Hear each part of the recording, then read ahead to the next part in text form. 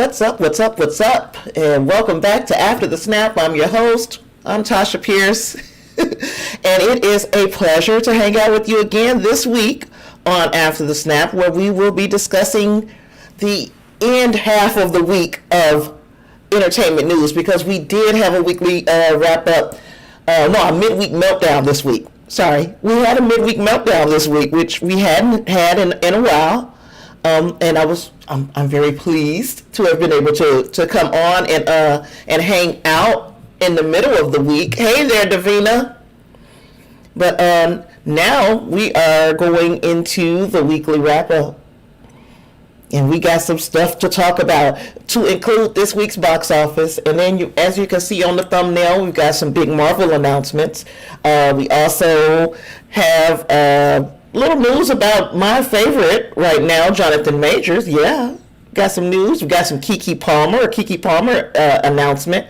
And we've got some things that is going on with Dish Network. So we got a packed show, but that doesn't mean that I don't have time for you. So if you have not yet done so and you are here, can you please hit the like button? And if you've not done so yet, subscribe. It'll make me happy and it'll help me reach my goal. My goal was 2,000 subscribers by September. That didn't go well, so... So let's try to get to 2,000 subscribers by November.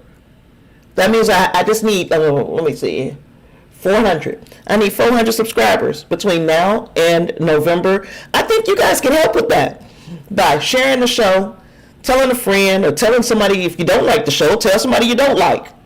Have them come over here and watch me. But whatever you can do to help the show, it's very much appreciated. Also, if you are unfamiliar with how this thing here works, if you look down in the description box of this live stream or video, if you're watching it on the rebroadcast, you will see a list of different articles that I have used to get my information for this particular podcast. You'll also see ways that you can follow me, to include my Discord, Twitter, Facebook, and you will see ways that you can support the show outside of hitting that join button right down here below this video. You can also do it on Patreon or one-time donations. If you like to do any of those things, look in the description box below. Okay, we got some stuff out of the way. We got the housekeeping, the things that must be said, right? You know, you haven't heard the last of me. I will be saying all this stuff again because, sometimes people trickle in kind of slowly. So I want to make sure that they get these announcements too. So bear with me if I repeat myself. As you can see, I got a sweatshirt on today. Because I am cold in Houston. I mean, I guess I'm a Texan now. I guess I could say I'm a Texan now. I'm literally freezing at 70-degree weather. But anywho, you guys didn't even want to know that, did you? We're going to start with the box office, y'all. Unless you guys want to tell me what your week has been like, I'll give you a minute. If not, then I'm going to start with the box office, and then we will move forward from there. Some interesting things are going on with this box office. It's a very, we'll get to it. It's a weird look this week to me. Now, it might not be very weird to you. You guys might have a different definition of weird. This is a weird week to me. It looks like I'm freezing up over here. Lord.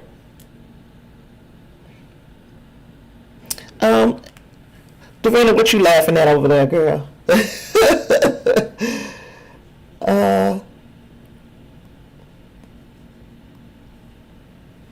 Well, since it doesn't look like I got anything from you guys, man, we're going to get into box office with the weekly wrap-up, box office top 5. So, yeah, there are...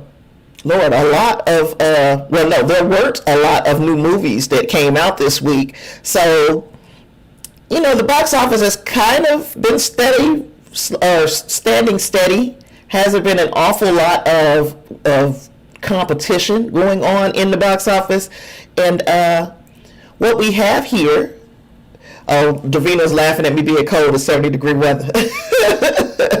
But what we have here is our this week's box office.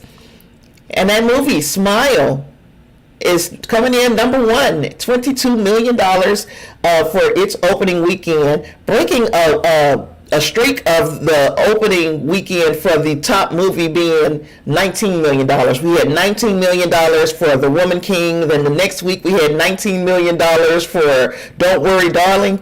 This week it looked like Smile was going to hit $19 million, but then it had a push. We are pushed into $22 million. That is as of Sunday morning. We also, at number 2, have Don't Worry, Darling. The movie we just spoke of. Yes, Don't Worry, Darling is still hanging in there. It hasn't had the best word of mouth.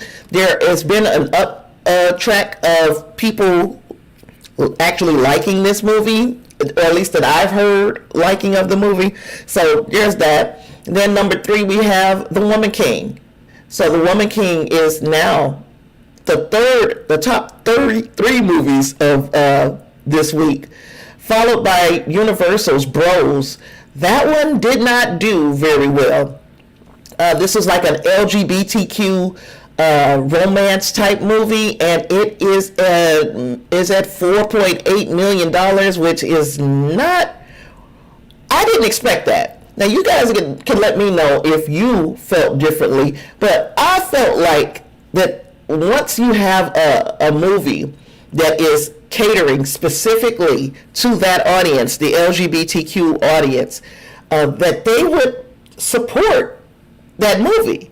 I thought they would come out in numbers and make this a big opening. Nope, we got $4.8 million from Bros. And then we have an Indian. Let me make sure that I'm saying that right, because I don't want to be wrong with this next movie. It's at $4.1 million. It's called Ponniyin Selvan Part 1, and it is held at $4.1 million. And let me see. And then last but not least, according to my numbers, we have Avatar. Avatar is absolutely crazily right, Davina. Avatar is still making money at the box office. That's what's making this a weird week to me. It didn't take very much to be number 2. The second movie on the list didn't even make half of what the number 1 movie did. We have been seeing this as a kind of a trend, but this is even, to me, it's even different, because the top 3 movies added together did not even, the next 3 movies added together did not even amount to what we made for number 1. It's very strange to me. There are a lot of people coming out, but they are not coming out and trying to guess what to see. They have they have their movie in mind, and they come in to see it. Hey there, Angus. Angus says, only if the movie targeting that audience is good enough for them to drag friends and family to see it too. Yes. This was us talking about Bros. And of course, I've not seen the movie. I haven't been out the house, so you guys already know. I don't have to go through all that. So I haven't seen the movie Bros. And the word of mouth, as far as what I can see, it's been quiet. And what I have heard has not been positive. So that is a good point, Angus. The movie may not have been good enough to bring other people out to see it. The people who went to go see it opening night or whatever must not have had anything positive to say about it. So yeah, those are our weekly wrap up. Box office top 5. Back to you, Tosh. So yeah, I am moving right along. There was some crazy news, and I guess it's not crazy. It's only crazy if if you didn't know that this was going on, if you didn't know that this was a thing, which is we just got news that you can no longer, in California, you can no longer use only a rapper's lyrics as evidence in court for a crime. Now, again, if you're like me, that wasn't no big thing to you anyway because you didn't know that was happening. I mean, of course, I knew that they would use these lyrics, but I didn't know that where we were as far as the lyrics are concerned, how they have been locking people up in numbers using nothing but the lyrics to their songs. Let me pick up Davina's comment, and then we're going to go more into this topic we got here. Davina asks, was there any marketing for Bros? Don't Worry Darling and the Indian movie. I hadn't heard about them. The Indian movie is doing actually very well because it is only in a very select amount of theaters. It's one of those kind of artsy movies. So an art house movie is in a smaller number of theaters and people are coming out to see it. So that one had not been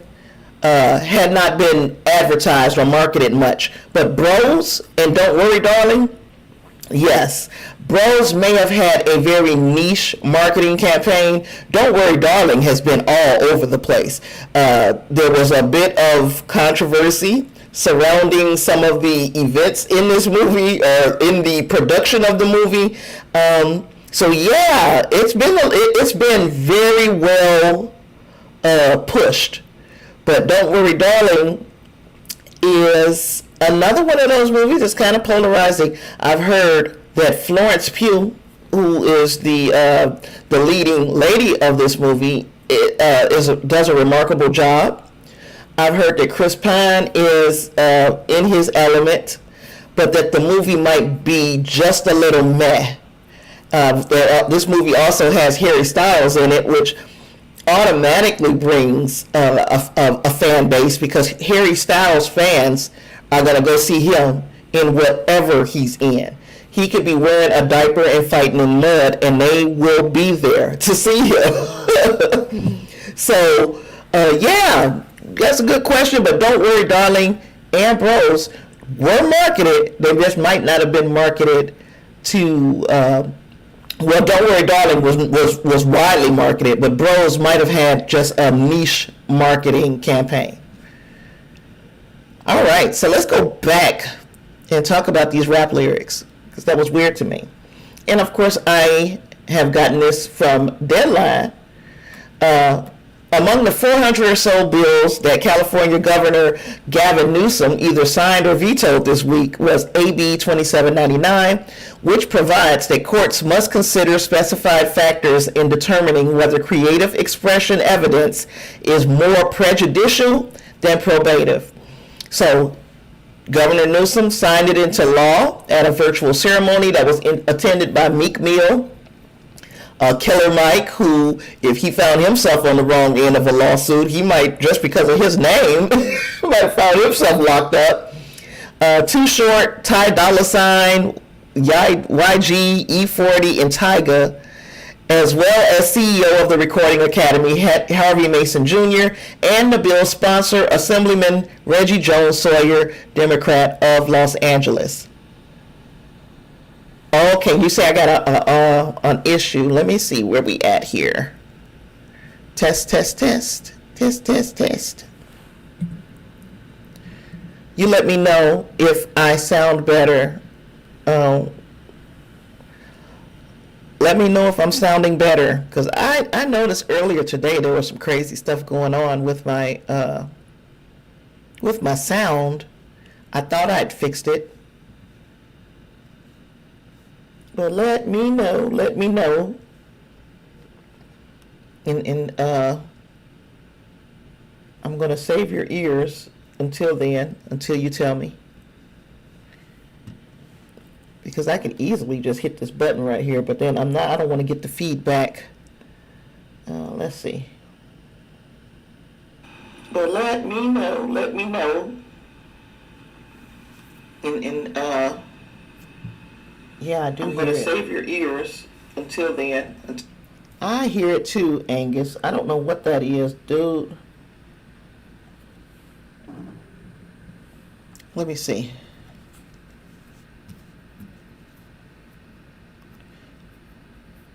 Oh, so it does sound better for you? Okay, I'm gonna leave it. I'm gonna leave it be then. You say it sounds better right where it's at. I'm gonna listen. Angus, I don't know what that is, dude. Cause I can still hear it. I can still hear it over there. Okay, but we're gonna push on. You guys let me know if it becomes overbearing. So yeah, California did pass that bill. There are several rappers who are sitting in prison right now. And the example that was used in this article was this RICO case that was brought against Young Thug, Gunner, and other YSL Records affiliates. Now, I don't know these people's music. I just know that prosecutors allege that that label is actually an organized crime syndicate, and it is responsible, you ready? That it is responsible for 75 to 80% of all the violent crime in the city of Atlanta. So now look, I can't say that these kids are not committing crimes. I'm saying that it's absolutely ludicrous to say that one little group of kids, or young folks, I ain't gonna call them kids, young people, are responsible for 75 to 80% of the violent crime in your city. That sounds like a convenient scapegoat. And as much as I love a lot of the politicians out there in Georgia, it looks like they just needed somebody to hang for a rise in violent crime, and they chose this group of rappers. This I don't know if they could a rapping group that is, or a rap label that is actually an organized crime syndicate. I feel like that's a very irresponsible way to make a point and to try to clean your image up, because whether or not you're telling the truth, in fact, I'm going to feel like you're not telling the truth, right? So because I feel like it might be proven that 75 to 80% of the crime was a bit of an overreach, saying that this one group committed that much crime in your city. When the crime continues to go on, who do you blame it on after that? Now that you have locked these people up, who do you blame on next? Who do you blame your crime on? Because the crime ain't gonna go anywhere. You just lock some people up. You know, how or why would that be beneficial for you to tell that kind of, again, maybe they know something that I don't know, that you can just tack 75% of the crime in Atlanta to just one group of people?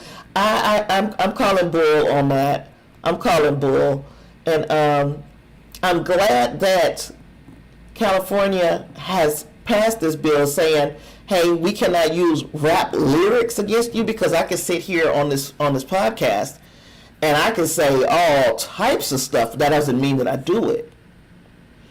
You would have to have some additional proof to say that I am guilty of these things.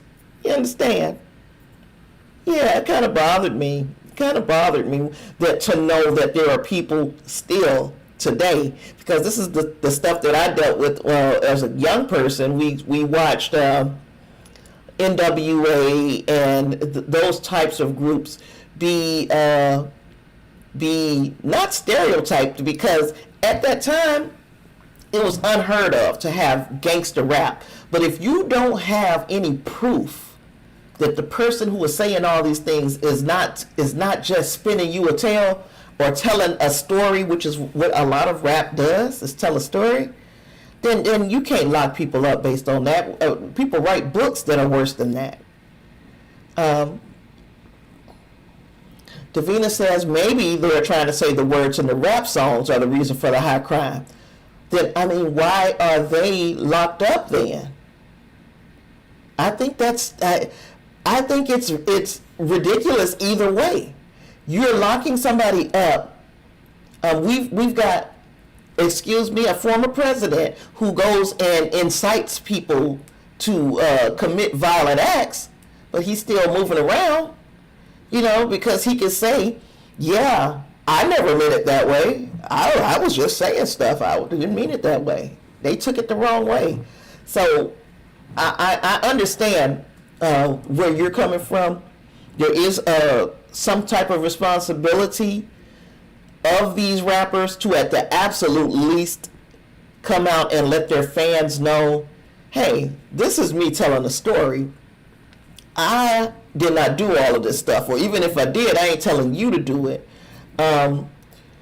But until we have, until we start to rescind the free speech of everybody, we can't rescind the free speech of this group. Even though we don't agree with what they're saying, I support your right to say it, as long as you are not inciting violence, inciting these things. So it's or inciting a riot or that kind of thing. Like, for instance, the one instance that they use for this is not freedom of speech, when they say you can't sit in a crowded movie theater and yell fire or yell active shooter and then get everybody all running around. You can't do that. Now your freedom of speech has injured other people. But other than the responsibility is going to be, number one, on the people who are consuming this music, because they have to learn that this is not real life. But then number two, just like the older rappers from our day finally came out and was like, you know what, we're not telling y'all to do this shit. This is not stuff that we do for real. Or that when we did it, we are not proud of the fact that we did it. Jay-Z, for instance, was into selling drugs. And he says in a couple of his songs, don't do it the way that I did it. The way that I did it, I'm lucky to be here to tell you about it, So, yeah, I agree with you that the words in the rap songs could be part of the reason for a high crime rate. But then that just lets me know that there is a breakdown somewhere else in those people's life, So, yeah. And Davina also adds, that's a dang shame they would have to come out with that disclaimer. Geesh, yeah. But it is, isn't it? It's unnecessary. It seems unnecessary to us, but it is a necessary evil. And I mean, we know that this stuff has happened. When rap was this was more of a new art form, I can understand having to say that. But now that it's been out for so long and people say all kinds of stuff, people talk about how much money they have and don't have a dime. So you don't believe that, but you will believe that you need to go out and buy a gun and shoot up whatever. No, I'm not buying it. I'm not buying it. So there's that. Then this week, boy, Dish Network has had a time, and the time that they have had is because of a dispute that they've had with Disney. And for that story, I'm going to send you over to Anchorwoman Tosh. Anchorwoman Tosh will share with you what went on with the Disney Plus Dish Network debacle, because it is a debacle. Trust and believe me. And when Tasha's done, she'll send it back to me. All right, pick it up, Tosh. Imagine the surprise of millions of Sling TV and Dish Network customers on Saturday morning when they went to watch their favorite football team play and were greeted with the news that Dish and Disney have had a falling out. This announcement sparked a fury of social media activity, including threats of a mass exodus from the Dish and Sling TV networks. Now, many of the complaints were that Sling Dish were withholding that announcement until after they had already charged them for the month and on the morning of college football games. This is also threatening Major League Baseball games as well. Customers were not did not hold back when with voicing their displeasure at the networks and talking about corporate greed and that they were going to leave this network for another one of the one of the streamers, TV streamers. Now, Dish Network could have obviously given their customers some kind of heads up, but they chose to delay the inevitable by withholding this information to avoid that mass departure that we talked about at the top. Now, Dish also claimed that Disney was demanding $1 billion increase in fees and was investing in services like Disney Plus and ESPN Plus, which are not included in the cost of a Dish subscription. Got that information from our friends over at The Hollywood Reporter. Disney representatives say after months of negotiating in good faith, Dish has declined to reach a fair market-based agreement with us for continued distribution of our networks. They also say the rates and terms we are seeking reflect the marketplace and have been the foundation for numerous successful deals with pay TV providers of all types and sizes across the country.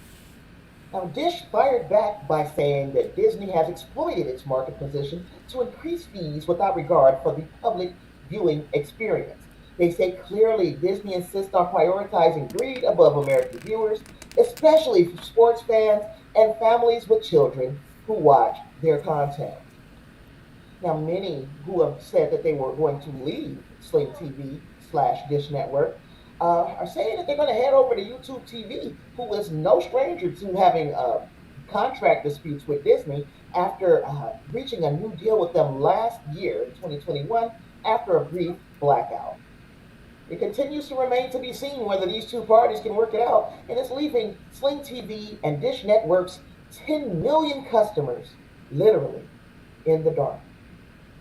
Now, as of recording today, there have been no new announcements, but I will keep my ear to the ground and bring back an update whenever one is available.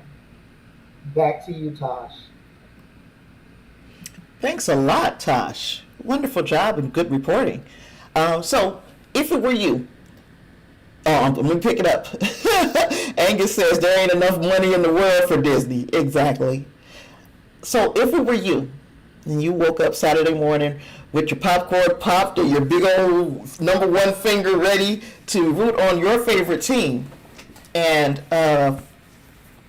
then you find out that there's a blackout for this particular for all of the Disney-owned sports channels, who would you feel more upset with? Would it be Sling or would it be Disney?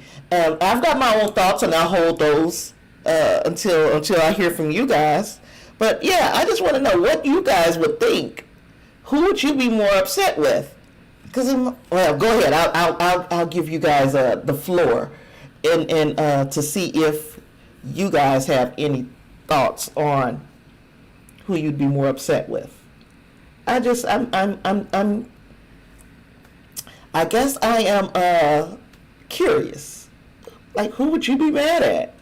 Davina, you laughing at me, huh? Tell me who you'd be upset with if this situation had happened to you. If you woke up this morning thinking that you were going to watch Sunday morning football and it was no games. It's blacked out. All the channels are blacked out. I can imagine that you're switching. You're sitting there and you're pushing the button on your remote thinking there's got to be something wrong with this remote. This TV cannot be black. And then only to find out that, yes, they have been attempting to negotiate this for months. And Sling TV says, we ain't telling nobody until we get y'all money. I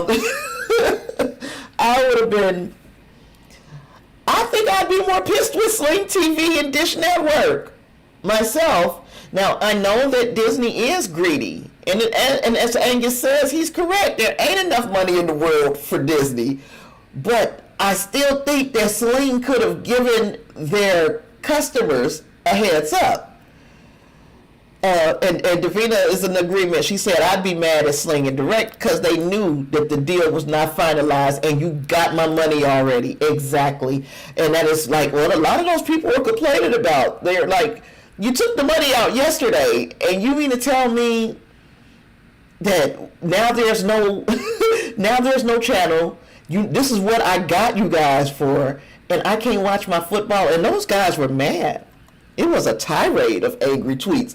I just shared some of my favorites because some of them made points and some of them were just so upset and angry that I could not believe how mad they were. Especially this one, Peyton Barty. He said, I've been with you guys practically since the beginning. This is stunning. Peyton was stunned by this. He said, since you just charged my account and are announcing this on the morning of game day, I'm waking up to watch that program. I formally request a refund for this month. I'm like, you better than me, baby, because I'd be cussing them straight the F out. Sort of like Larry Lumps. Larry Lumps was like, wake up to this BS. F you Disney and F you Sling TV, you greedy bastards. I know it's only funny because I wasn't getting up and trying to watch the games. But yeah, so many people said, hey, we're canceling Sling, switching to YouTube TV, not realizing or not remembering that the same thing happened to YouTube TV last year. Now, they settled it very quickly, but it did happen. You're not escaping Disney's greed by moving somewhere else. Yes, Disney is greedy. Yes, there's a greedy corporation. Yes. But you want to watch these football games, you're going to have to go through Disney. If you want to cut Disney loose, you got to cut them all the way loose, you know. So yeah, there was that, and that was so funny to me, and I'm glad you guys had something to add to that. Our next thing is it's about KeKe Palmer. And KeKe Palmer, you know what? I'm not even going to try to make this announcement for her. I'm gonna let her do it herself. Let's hear from KeKe. Take it away, KeKe.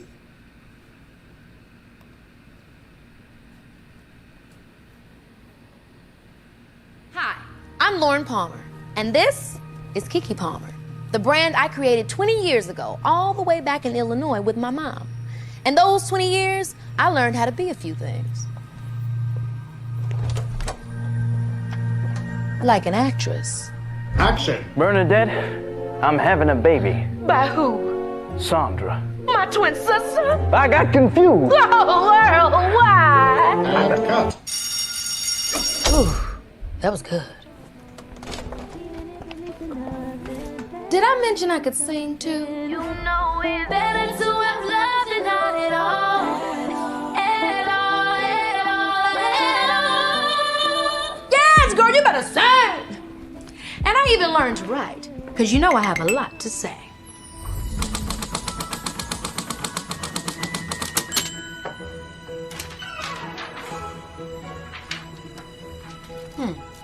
Not bad.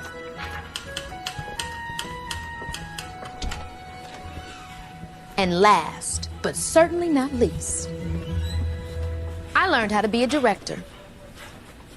And cut! But most importantly, I learned how to be a collaborator. And I want to share everything I learned with you, because this is my greatest dream of all. All it takes is one of us to unlock a door, to unlock a million doors for each other. I'm so excited to introduce you guys to KeKe TV, where our stories matter and where we are represented as the keys to the culture.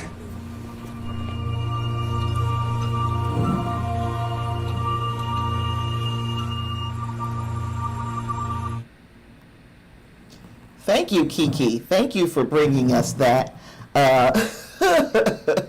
So yeah, the big news was that KeKe Palmer is starting her own TV network. and that she is going to be giving voice probably to a lot of more young directors, actors, producers, to have a place, a hub, to put their vision to life. You know what, Clarence? I watched that movie not too long ago myself, Baby KeKe. Clarence says he was just watching Baby KeKe in the Cleaner with Samuel L. Jackson. Yeah, I watched that.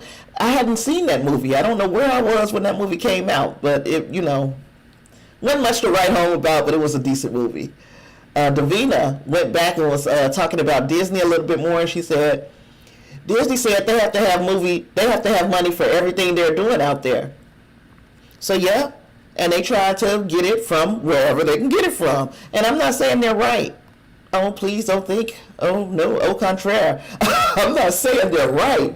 But I am saying that if you allow Disney to corner the market in everything, which, let's be real, they have, it's almost a monopoly, almost. So if you allow Disney to do this, then Disney can now start to charge exorbitant rates for you to put their product in front of your audience. And the audience is not hurting because they can move to another, Sling TV is not the only show in town. They can move to YouTube or Hulu Live or any of these other things. Hulu Live would probably be the safest bet because that's all Disney as well, right? But if you can do any of those things and still watch the games, the people that are hurting are Sling TV and Dish Network. So they need to get their act together and either decide whether they're going to sink or swim. Are we going to be a part of the Disney family and go ahead and pay them these billions of dollars? Or are we going to leave all of that money on the table? And they have 10 million subscribers, and I am willing to bet that 10 million subscribers, they'll lose more than half if they are not able to access ABC, ESPN, National Geographic, all of the Disney-owned brands. If their customers are not able to access any of that, they'll go elsewhere. So Sling TV has some decisions to make. I'm pretty sure it won't take too long. They will eventually come back into the fold. And maybe Disney would throw them a bone and give them a better deal. But once everybody else started paying those exorbitant prices, then Disney knows, okay, if these companies can pay it, then you can pay it too. It's a bad position to be in, but here we are. Here we are. So, let me see, does anybody have anything before I stop for a quick break for a minute? Just for a minute. I'm gonna go and get me some more water and run to the little ladies' room. But if you have anything else before I go, I'll go ahead on and grab it. If not, we're gonna come right back to talk about Armor Wars and the news that has come out about that Disney production. So if you guys have nothing, I'm going to check out for a second. Right, Davina? Thank goodness you have Hulu, because Hulu is Disney owned. So you'll never have to worry about losing ESPN and the such on Hulu. You may lose other networks if there's some type of dispute between Disney and their networks, but you've got the big chunk covered with having Hulu, because honestly, Hulu is Disney. It's part of the family. I'm going to take a break. I'll be right back.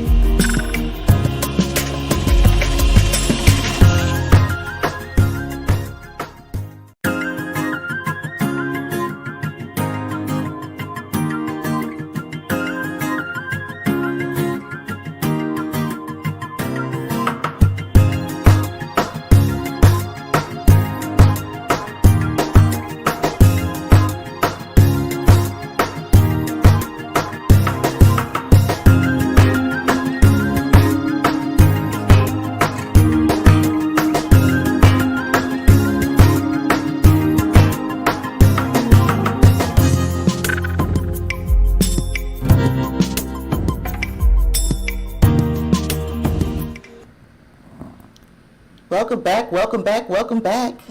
I'm back. And yes, we are going to pick right up with Armor Wars. So we have found out that after much discussion and waiting for this movie or for the series, it's no longer going to be a series. It's going to be a whole movie. Right? So Don Cheadle is getting his own film, and I couldn't be more excited about the fact that he is getting a film. Now that doesn't mean that what was I going to say? That doesn't mean that I wanted this to be a film or that I completely understand why we made the move that we made with Armor Wars. I'm wondering how much of it has to do with, okay, they were talking about a 6-episode series for Armor Wars on Disney Plus. And the way these series have been going, you know, the episodes run from anywhere from 30 to 45 minutes long. Maybe they felt like they had a bigger story to tell than breaking it up in 6 30-minute parts, and that they could tell a more cohesive story in one movie.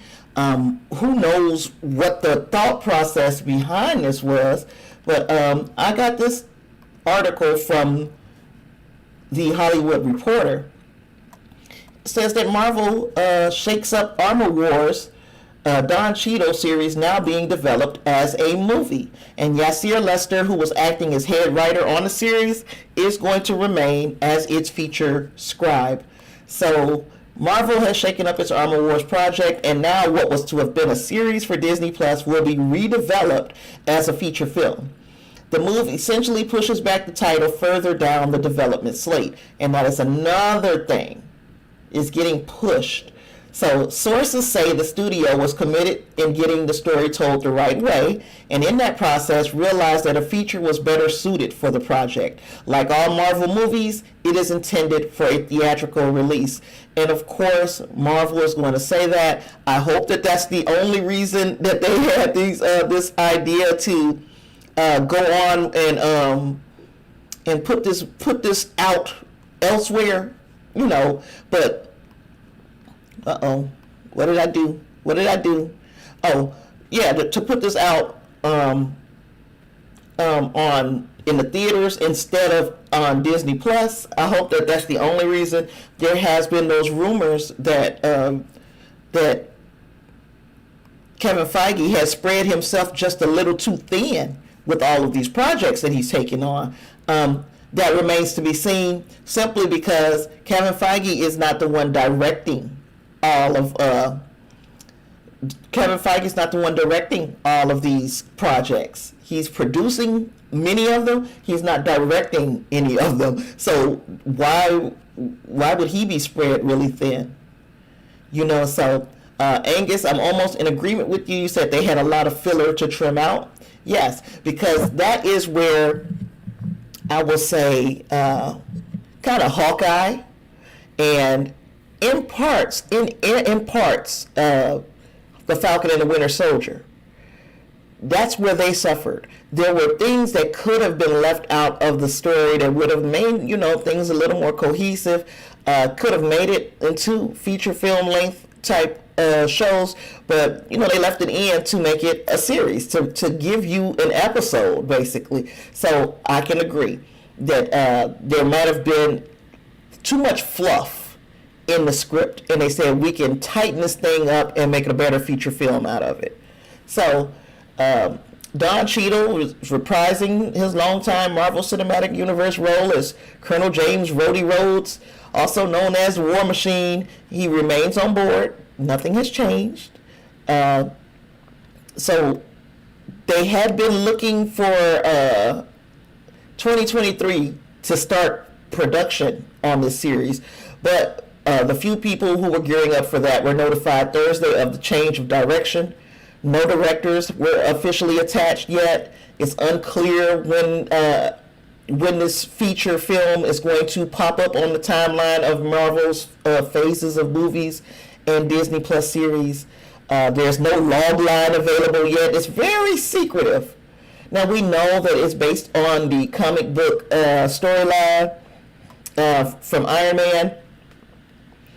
They say it was written by David Michelini and Bob Layton with art by Mark Bright, and it tackled the idea of the highly advanced technology of Iron Man falling into the wrong hands. Now we've seen a bit of that in Iron Man 2, and I don't think it was done as well as it could have been done. I'm wondering though, will this mean that we'll be seeing Justin Hammer again in this movie, The Armor Wars? Clarence said they may tie it in with Secret Wars. I think it's like going to be that bridge between Secret Invasion and Secret Wars. I do believe that it will have a place, just like you think. Yeah. And Davina says, so we're looking at a 2024 or 2025 release. I would say so. Yeah. Because we're talking a feature film that we're going to start the series next year. So 2024 at the absolute earliest. But yeah, 2024, 2025 would probably be the safer bet. So we will see Don Cheadle before Armor Wars. We're going to see him in Secret Invasion, which also stars our guy, Samuel L. Jackson and Ben Mendelsohn, and is scheduled to debut in 2023. Yeah, so this is not the first time Marvel has pivoted the development of a title. I did not know that Hawkeye was originally conceived to be a feature film, and then the executive team decided to turn it into a Disney Plus series. So this is news, the big news for Don Cheadle fans, War Machine fans. We're going to get a big screen adaptation of Armor Wars. We'll probably see Riri Williams. We'll probably see, Justin Hammer showing back up, and maybe some other players. And I am with you, Clarence. I hope they do him justice. I hope they do this right. I have not been disappointed heavily in any MCU movies since. I'm talking heavily disappointed. Since Thor: The Dark World, and upon rewatching that, I'm not even as disappointed as I used to be. I watched it the other day. I'm not even as disappointed as I used to be about that. I just hope that we get a proper Armor Wars movie, and that they really allow War Machine to shine, because he's always played kind of behind Tony, kind of behind the other Avengers in some ways, and I want to see him shine, step out of the shadows and be, a leading man. Basically, shucks. Oh, then I guess I better put my lower third back down there, huh? Okay. So with all that, that is it that I had for the Don Cheadle stuff. I'm trying to fix what I broke over here. I always break stuff. There we go. Let's see what I got here next. What's next? Well, what's next is there are a couple of new documentaries that, I'm a documentaries type of girl, and there are a couple new documentaries that I have had my eyes on. Right after I pick up Clarice's comment here, it says Hawkeye could have been a great movie if it was a bit more focused. Yeah, because that had it had its moments of being scattershot. Yeah, with a bit more focus, they could have. I did enjoy seeing Kate Bishop, get the mantle. I did enjoy the banter and what might be in the future for Yelena Belova and Kate Bishop. But like you said, there could have been a lot cut out, and there could have been more of a focus in a film. Yep. So now, back to my documentaries that I want to share with you guys.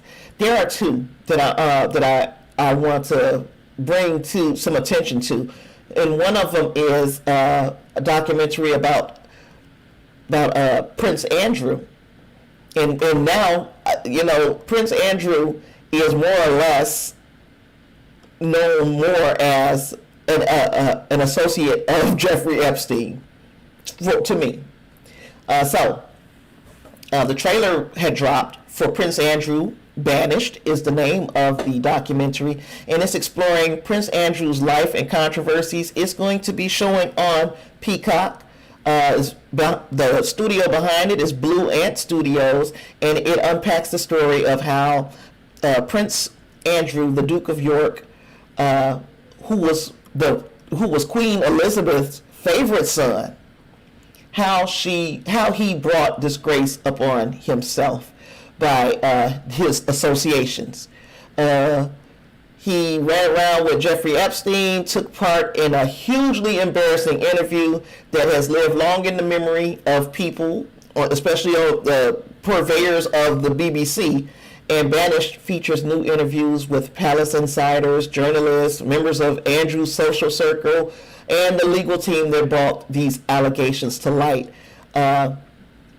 He thought probably that he was protected. I won't say diplomatic immunity, but he was protected by his privilege. And it turns out that he, just like anybody else, could have a fall from grace. I'm really interested in seeing how this story is told, and hope that it is told in a way that is fair to the people that he victimized. It starts streaming on October 5th. And yeah, I am going to be watching that on Peacock. That is the first documentary that I wanted to chat about. There was another documentary that is coming from Glamour Studios. Glamour Studios is partnering with director Jessica Dimmick on a documentary called 28 Days that explores maternity leave in America. Now, if you've had children in America, I mean, if you know that there's not much maternity leave that is guaranteed. If you work for a great company, then you have your rights looked after. But if you work in just a typical sector of America, maternity leave is not something that you are guaranteed. You're guaranteed FMLA, which is Family Medical Leave Act. That would be for, taking up to 12 weeks to take care of some person or yourself or, a family member, significant other for 12 weeks. But that would be unpaid. And what that's doing is protecting your job.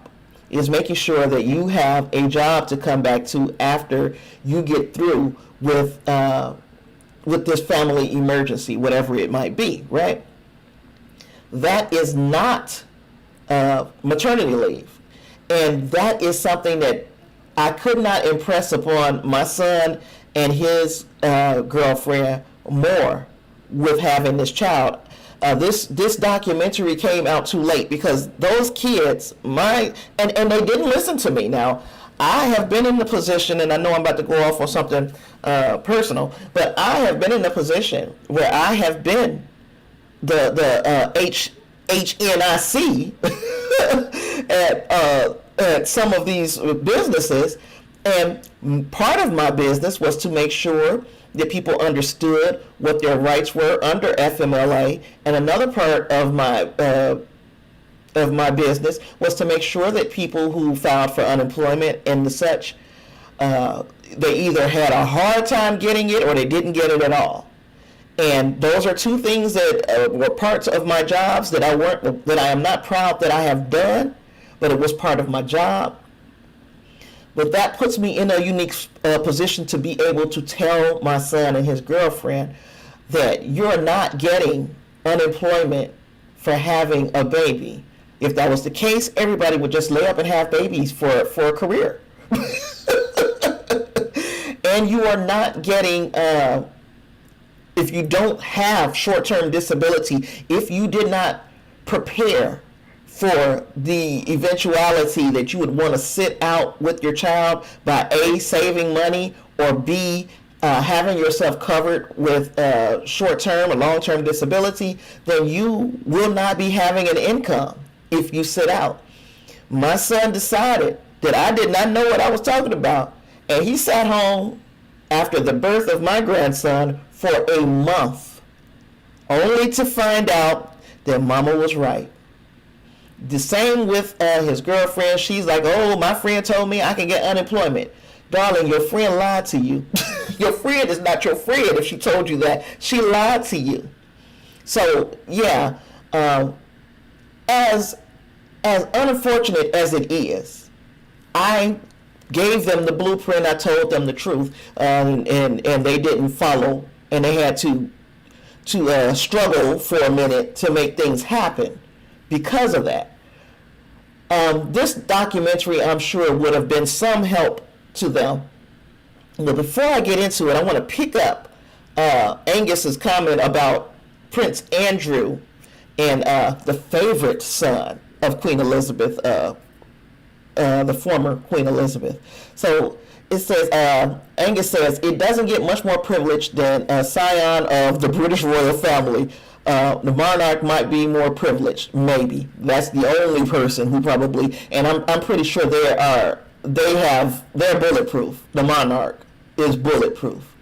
Davina is saying preach because, yeah, I just sat and I had a front row seat to watching the freaking train wreck that was my son and his girlfriend after the birth of Ashton. And I'm like, I don't know who told y'all that you guys would get more than anybody else in the world, in America, because that's not the way America is set up. So this documentary is already in development. It's going to follow the experiences of new mothers and families to see the effects of paid leave and the lack of it in people's lives. This documentary will refocus the conversation on paid leave around the deeply engrossing personal stories that show the real-life consequences as opposed to the talking head cable news arguments that have flooded the media landscape. The issues surrounding the lack of parental leave in this country are something that Demick cares deeply about. Lack of parental leave will continue to be an obstacle towards equity. And it's time that we join the rest of the world in realizing how essential parental leave is. So the U.S., you guys ready for this? The U.S. is one of only six countries in the world without national paid family or maternity leave, with a quarter of women in America returning to work 2 weeks after giving birth. Last year, a bid to fund just 4 weeks, still one of the worst provisions in the whole world, failed. To show the impact of this, Glamour followed the journey of 8 women with varying access to paid leave through their first 28 days postpartum. The immersive multimedia package aims to reignite a national conversation on the passing of paid leave into law and showcase the intimate details of early postpartum life through video and audio. So, excuse me, I don't know if you guys have ever heard of this social media app called Be Real. I kind of found it, and the social media app is basically at a random time during the day, they want you to be real. They send you an alert and have you take a picture of whatever it is that you're doing in that moment. So I guess I will take my picture. So it gets uploaded, a picture of me. I don't know if I don't know if this is something that y'all can see. A picture of me and then a picture of what I'm doing. And it's real. You don't have time. You have a 2-minute limit to send your picture in for it to count. They will dock you or tell your followers that you sent your picture in late. because the idea of this is where you are and how you look in that moment. That's real. So many people, and so that's what I just had to do. I had to take my picture for the day. So many people believe that social media and those like staged photographs that people put up, and they only put up the happy stuff, and that's that sort of thing. I like the Be Real app because you see people in the element of just doing what they do. I'm cleaning my room up. I'm laying in the bed watching TV. Today, you just happen to catch me doing my show. I like that app. So that just, I'm sorry I had to stop, but I didn't want to be late. I'm going to take my picture. You only got 2 minutes to get that picture taken. So yeah, I got to see firsthand what the lack of, well, you know, I had already been able to see it, but back then I had insurance and the such, but I got to see firsthand what it looks like, what a family looks like who were unable or unwilling to prepare for the birth of their child as far as having financial the money set aside for that, and the rush back to work because of that. Now, Davina says, this is so true. I spoke to a young lady after 2 weeks returning to work. She was very fatigued. I felt so sorry for her. Yeah, you're worn out, especially if you don't have support.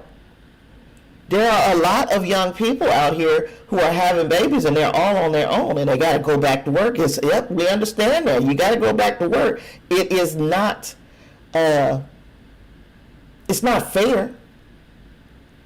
We wonder why we have the problems that we have in the country, and within the first 28 days of a child's life, both parents are gone. And they're gone for nearly the entire day, and when they come back, they're so exhausted that they don't have time to put the right type of energy into their children, and this country could do so much better. And yeah, we need to, you know, we were talking earlier about how greedy these corporations are, but the government itself is greedy. This is a capitalistic society, and they don't value the family as much as they would like you to believe they do. Now, Davina says she heard about the app Be Real on Good Morning America. I like Be Real because that's just what you're doing. You're being real. Yesterday, I got caught with my pants down. Well, you only take one picture a day. Yesterday, no, it wasn't yesterday. It was the day before. The day before yesterday, I was in bed watching TV, and the day before that I was doing the exact same thing, and it was like 2 different times a day, and I'm like, I promise y'all, I get out of bed. It was like 9 something in the morning one day, 5 something in the afternoon the next day, but both times I was laying in bed watching TV.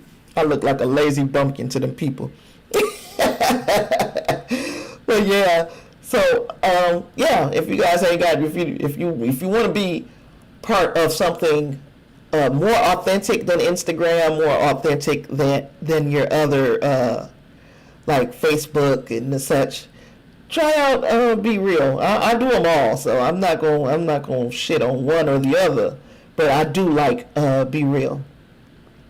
Another thing I got is that James Bond, the entire franchise, is going to be available on Amazon Prime Video in the United States and the UK and a few other territories. So, of course, that comes with Amazon making the purchase of MGM, and that is where the franchise James Bond has a home. So 25 Bond films are going to head to Prime Video in the U.S., and this is part of the 60th anniversary of the James Bond franchise. So Prime Video unveiled posters and trailers, and they also unveiled the Sound of 007, a Matt Whitecrest-helmed feature documentary about the 6-decade history of Bond music. So if you are into the Bond score, then this will be right up your alley. Now, the documentary is going to be on Prime, and all 25 of the Bond films are going to be all available October 5th.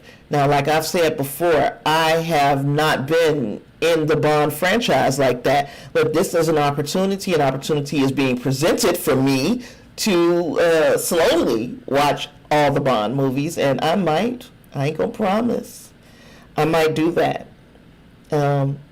So, yeah, 25 films, and I'm not going to read them all because there's a lot.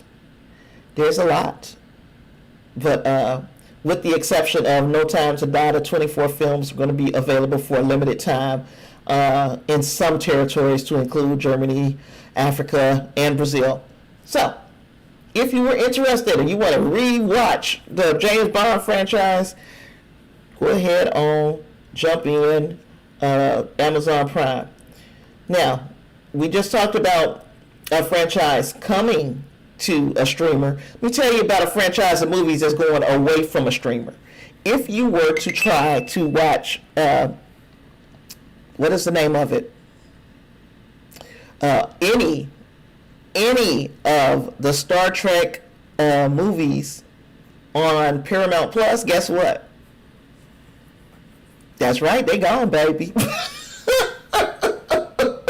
They are gone again. Now, I don't know where they're headed, and I did not have a story linked up. I guess I could pull one up. This was just something that I saw on social media, and I was like, are you freaking kidding? How is it that Paramount Plus keeps fumbling the rights to their own movies, their own Star Trek movies? Let's see. Star Trek movies. Paramount Plus. Yeah, I can't believe that this is happening again. This happened last year, where all of the movies had finally come to Paramount Plus, and now here we are, less than a year later, and they're all gone again. This is from our friends at TrekMovie.com.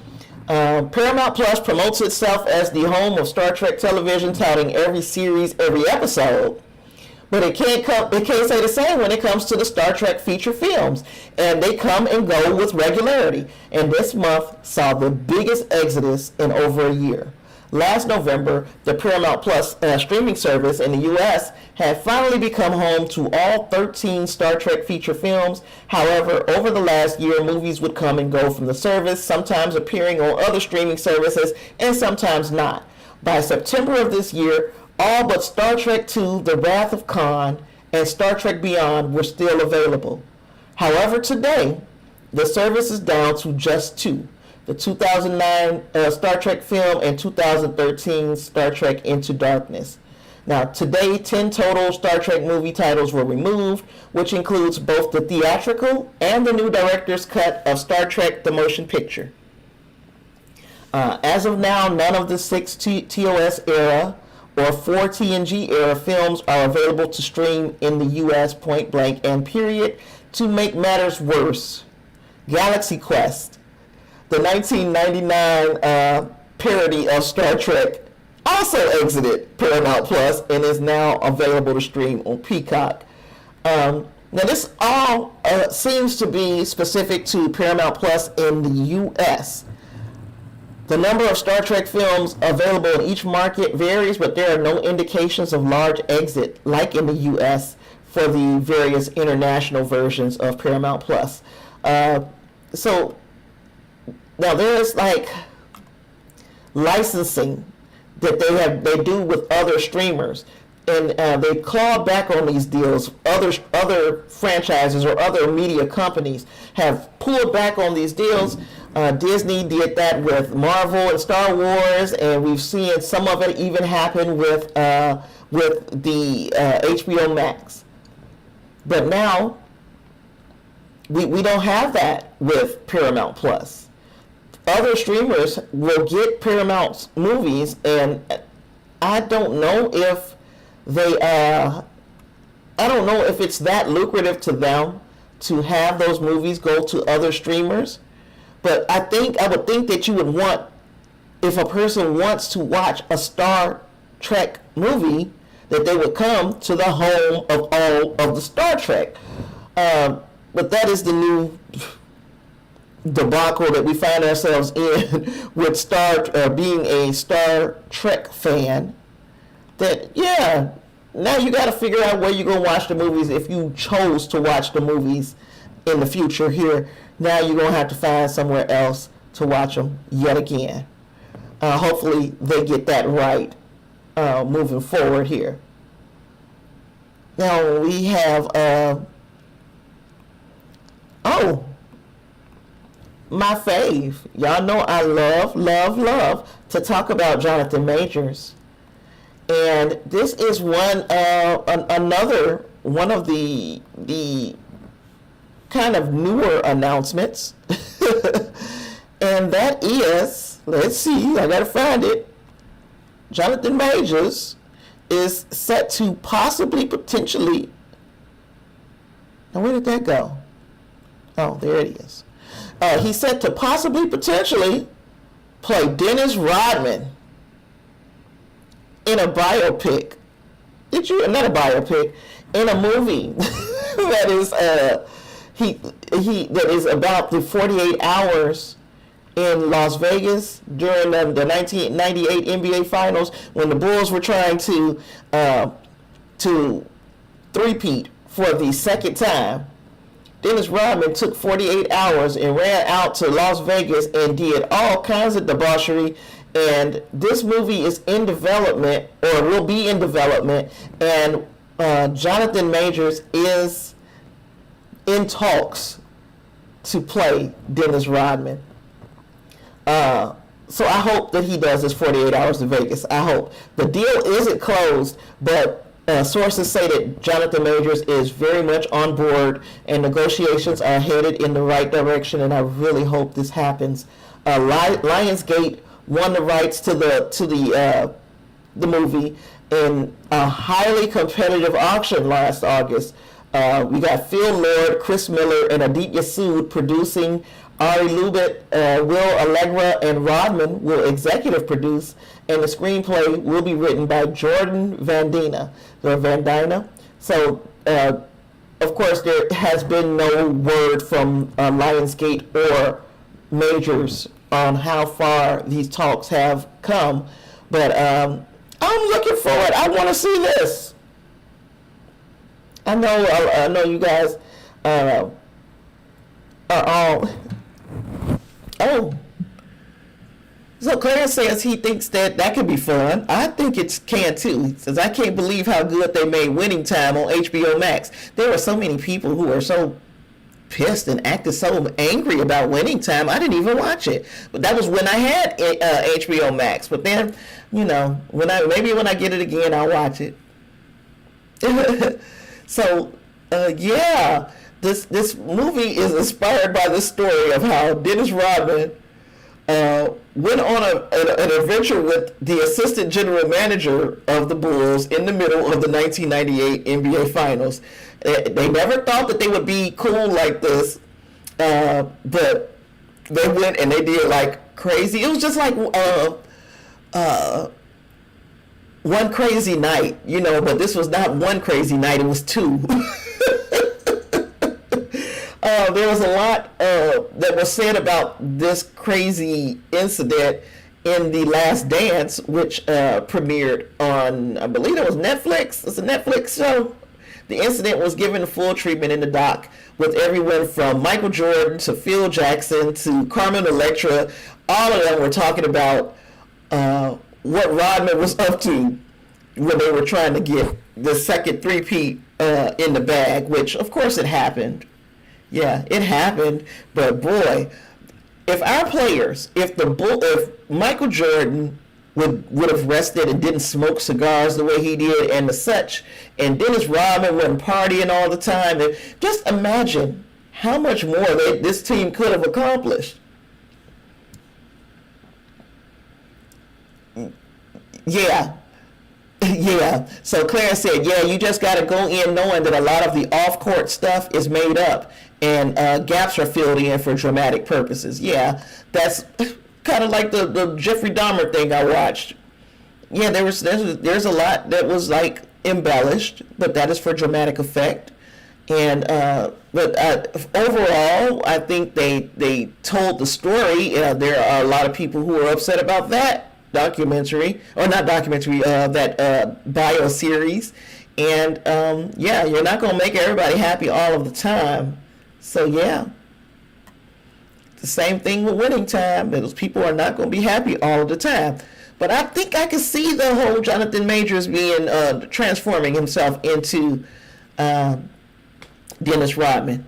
And then we're going to see Jonathan Majors in so much coming up. He's going to be Jesse Brown in a movie, a war movie called Devotion, and already getting rave reviews from the Toronto Film Festival. Then next year he's going to, of course, be Kang the Conqueror in Ant-Man and the Wasp: Quantumania.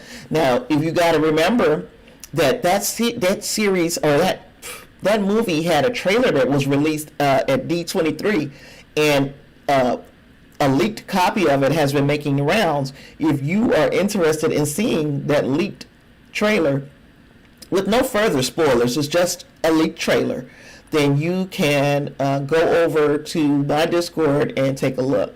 I'm not going to put it nowhere else. So the movie is going to be in theaters. Ant-Man and the Wasp are going to be in theaters February 17th of next year. Then the next month, Jonathan Majors is going to co-star in Creed 3 as Adonis Creed's ring nemesis. So that one is going to be March 3rd, 2023. And that is the one where he got super jacked. He looked just super beefed up. I had never, did not know that young man could get that big. So there was another movie from his own Tall Street Productions called Magazine Dreams. That's where Jonathan Majors is playing a black amateur bodybuilder who struggles to find human connection in his exploration of celebrity and violence. So that's from his own production company. And then also, Majors is going to head production on The Man in My Basement. That's the film adaptation of the Walter Mosley novel. And he's going to be starring as Charles Blakely, and he's also going to executive produce that film through Tall Street Productions. And Protagonist Pictures will finance the film. Jonathan Majors, in other words, is very busy. And I was talking to Davina earlier, and I was like, he is going to fill in the spot that was emptied when we lost Chadwick in such an untimely manner with him. But yeah, I think now we're getting to see Jonathan Majors coming to his own, and hopefully he's around to give us years and years of more of excellent, fantastic performances in the such. I really and truly do love to see this young man perform. It's not just because I find him to be very cute young man, but at the same time, he's a grown man. I think that he does his job very well. Now there is something else. Gosh, and I don't even have. Oh, there it is. I was gonna say I don't have the article. But I do. I lied. There's something else coming back soon, and I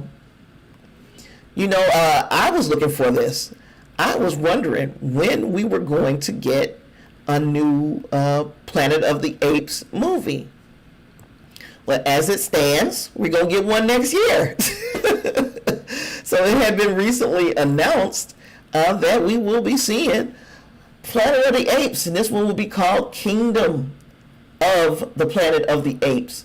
20th Century's next installment in the Planet of the Apes franchise is a go and has found its new star. Freya Allen is set to star in the newly named Kingdom of the Planet of the Apes. Owen Teague was tapped as the lead ape of the pick, And insiders add that Peter Macon has also joined the cast. Now, Peter Macon I'm very familiar with from The Orville, which I have crazily become a huge fan of. Give us season 4 of The Orville, please, Disney.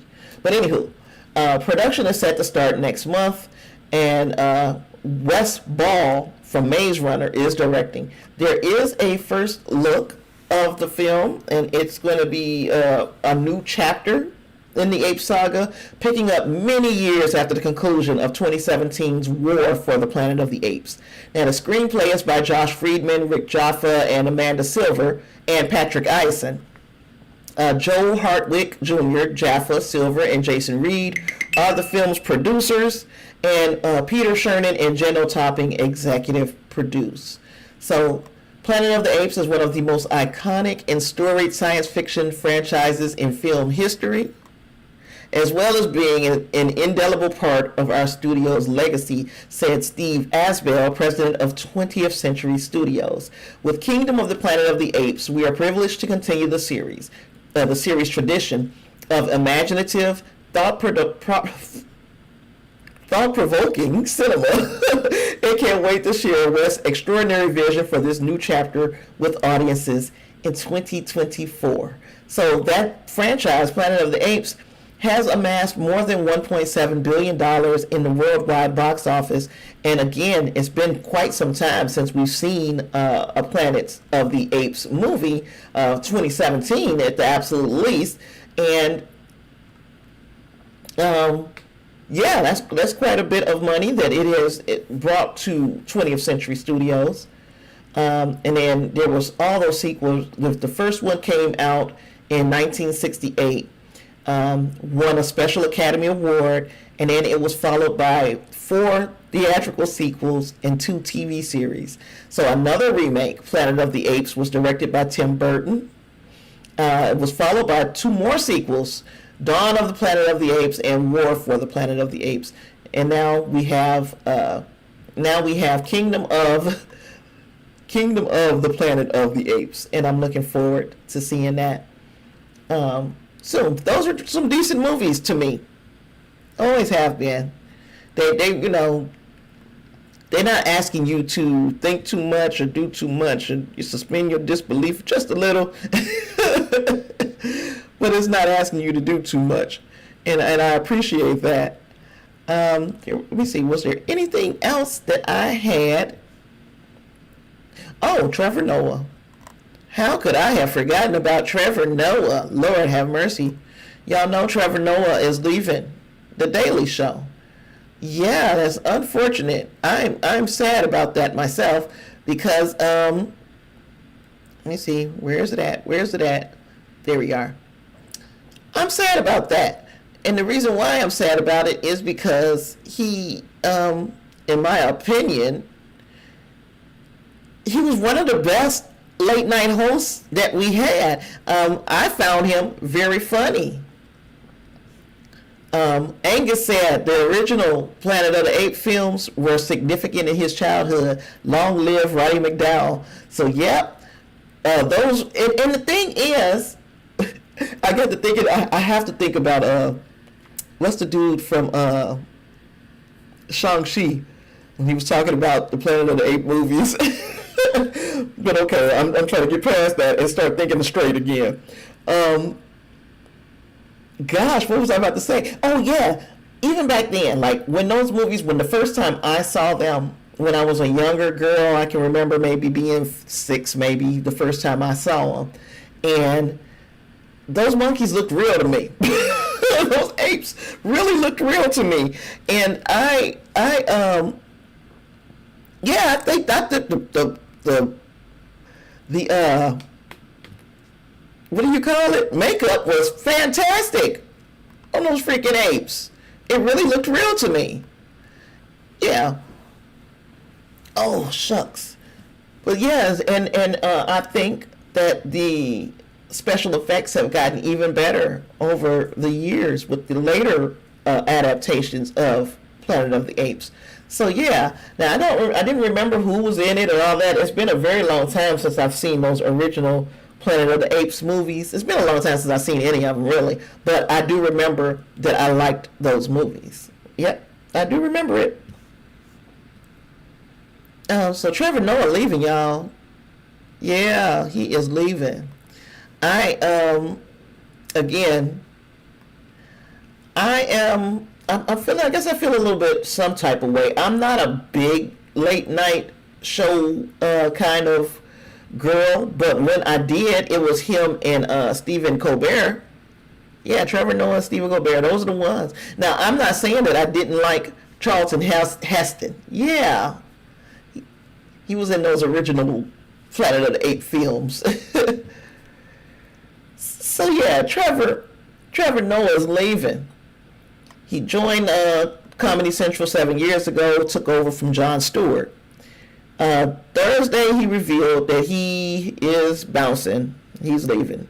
He's the latest late night host to leave following the announced 2023 exit of James Corden from the Late Late Show and the cancellation of Samantha Bee's Full Frontal. Now, he's understood to have been working with the network for a long time to figure out how he can maintain the demanding daily schedule that he has. The show has been regularly Emmy nominated, but has lost to HBO's Last Week Tonight with John Oliver in the main awards category every year since Stewart left. Noah said he had a feeling of gratitude, thanked the audience, said it's been wild. He pointed to all the things that he's gone through, the Trump presidency, the pandemic. Over the 7 years, he said, my time is up. He said he loved hosting the show, but in the most beautiful way, his time is up. He said he's going to figure out the time and continue to host the show for the time being. Yeah, he's gone. He's leaving. Now, who knows what is in store for him, but one of the rumors is that he has a budding romance, and this is a rumor. This is not something that is substantiated by any type of fact. But one of the rumors is that Trevor Noah has a budding romance with Dua Lipa, if I'm saying her name correctly, who is an entertainer. And look, let me look her up to see exactly what her ethnicity is, because I can't tell. She's beautiful, like outstandingly beautiful.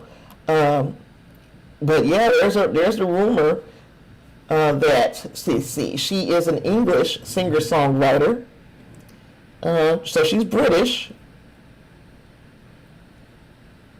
Yeah, she's British, and she has a mezzo-soprano vocal range, and she's known for disco pop music. But this girl is gorgeous.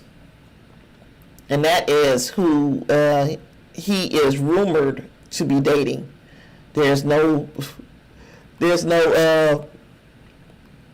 to say that this is true. That she is possibly, they were caught kissing. Yeah, they were caught kissing, and I don't know if you guys are going to be able to see this. But yeah, they were caught kissing. After going out to eat together. That's Dua Lipa. Beautiful girl. But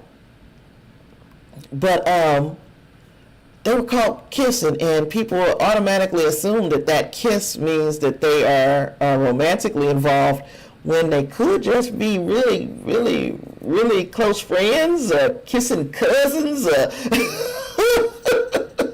I don't know. There could be something. Yeah. But yeah, that's all I got, y'all. I had a lot. I guess, I don't know, how long has it been? I was going to say I got through it kind of quick, but I don't know. It might have taken forever. Let's see how long this has been. Oh, it's only been a little bit over an hour and a half.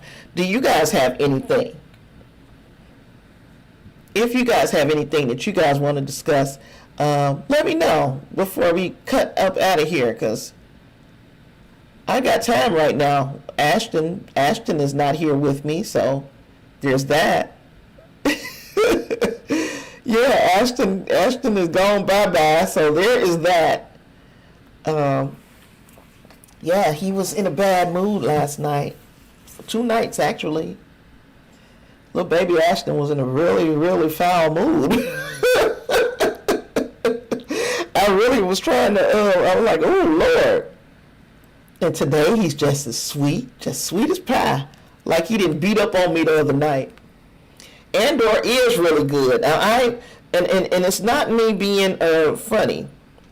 I once again fell asleep on what was that? Episode 4. And it's not because there's anything wrong with this series. It's because I'm so flippin' tired. So I fell asleep on it, so I got to go back and rewatch it. But everything that I've seen thus far, I like. Especially the this last episode when you saw the TIE fighter flying overhead. They had to kind of duck and tuck and hide. It's just showing the stakes of what they have and what they're up against. That thing looked massive. Clarence wants to know, what are we watching? Anything new? Does anybody have anything new that they're watching? For me, it's my usual suspects. It's the Handmaid's Tale. I'm definitely watching that. I did watch Dahmer. There's a few other little documentary type things that I watched over on Netflix. Davina has made a request for me to watch The Jazzman's Blues, and Davina, just like you and Angus Clarence, is a paying member. So she asked me to watch it. I gotta watch it. You know, I don't really particularly like Tyler Perry. She said this might be something different. So I'm gonna watch The Jazzman's Blues at Davina's request. I'm also going to watch some horror-ish, because this is spooky season. I will be doing reviews for the horror-ish on my podcast, audio only, so I don't have to film a video for it. Angus is saying that the new anime season is starting. So far, it is underwhelming. Well, that's not good. Now, Clarence is agreeing that the last episode of Andor was really good, and it was. I wish I could just sit up the way I used to, but this dang old baby, I'm telling you, Lord have mercy, this baby. Look, if y'all ain't know, I had this baby like 17 hours a day. They go to work. Then when they get home from work, they play with him a little bit. Then before they go to bed, they bring him back into the room with me because they don't want to be woke up in the middle of the night with his crying because they go to work early. So now I'm work and school because Chloe goes to school, Quinn goes to work. Now I'm basically with Ash 17, 18 hours a day. So I feel like I had a child. I'm tired. Clarence said podcast. Yes, Clarence, I'm trying to push things into audio as well, because I can get more done audio, and I still enjoy doing the live streams, but I can get more reviews and the such done if I'm just recording them audio, right? And then I can also upload these things as a podcast if I so choose. I'm going through Anchor because, of course, they're free. You know, I had to do something free. But then they also have Spotify is like sponsoring Anchor now. So now you can put your videos up on Spotify as well. So I do that. So the video, I've only done it once, and that was just to see how things work. So now that I have an idea of how things are working with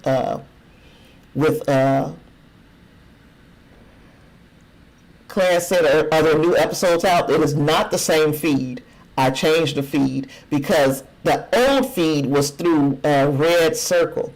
Now, when I signed up with Red Circle, I did not know that they were going to corner the market on my show. Basically, I can cancel my show after the snap over there, but I couldn't transfer it to another podcast host. So if the fact that I wanted to start over, I just have to start over. So I left the other feed active, like it's still there, just so that I wouldn't lose everything, because I didn't know when I signed with them that was what the deal was.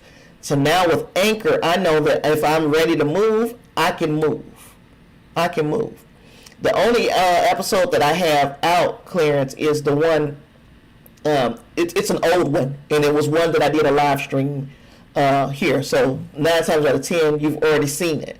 I was just testing the waters, and I wanted October to be my jump off spooky season. So I'm gonna have to figure out when I'm going to record, because now I got Ash. Basically, he's here all the time. Heck, I can't get away from him.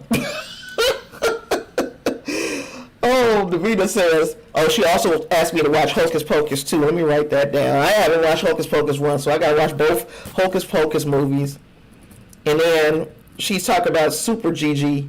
Yeah, I thought I was just going to be a grandmama. I did not know that I was about to be raising no child again. This is not what, I signed up for. But at the same time, I don't want nobody else to do it. If they got to work and go to school, Chloe is going to graduate, I think, this school year. So it's like, okay, I want the girl to graduate. So I'm trying to help, and then she goes to work too, then Quinn go to work, and I had this baby all the time. I just didn't know. I didn't know that this was going to be what my life was going to turn into in 2022, 19. Lord have mercy. In 2022.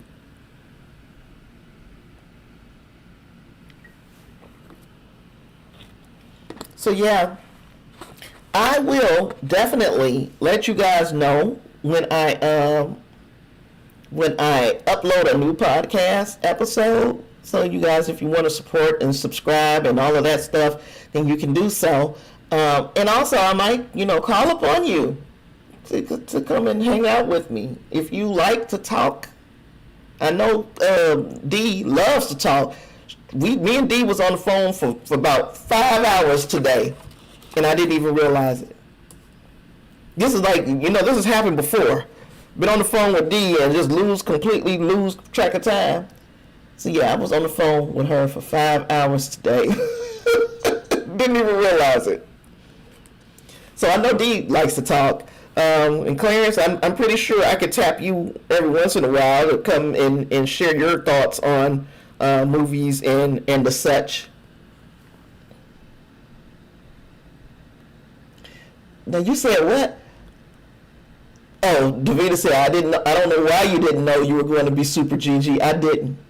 They had me bamboozled, fooled, led astray, baby. I did not have no clue that these kids was going to require me to do so much for this baby. All I wanted to do was be a grandmother. I did not want to be Super Gigi. But anywho, yeah, I don't have anything else, y'all. It's been really fun. I'm going Yes, indeed, Davina. We talked forever. You are so correct, honey. No, Lord, I couldn't believe that we was on the phone that long. It didn't even feel like it. And I still got work done, so there's that.